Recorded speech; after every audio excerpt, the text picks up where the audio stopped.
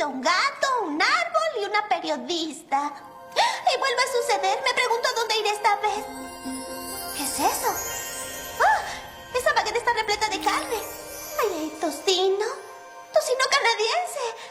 Tocino mexicano. Y una apetitosa costilla de ternera. ¡Oh, no! ¡Ahora soy papá!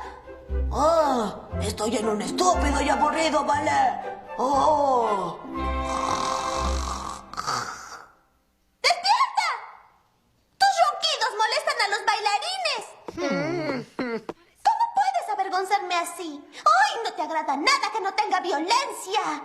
Perdóname, hijita. Oh, ¿por qué estás tan enojada conmigo? Solo vine a esta posilga para estar contigo.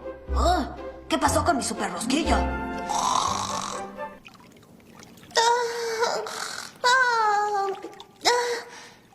Vaya, puedo ser un verdadero fastidio.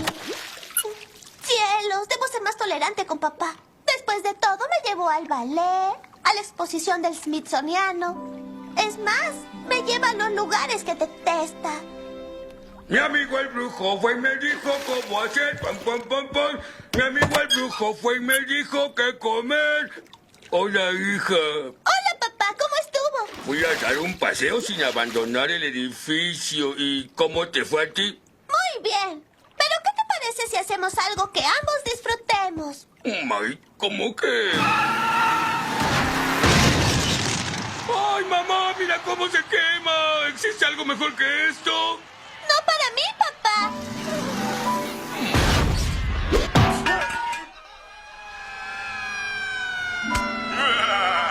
Y aquí llega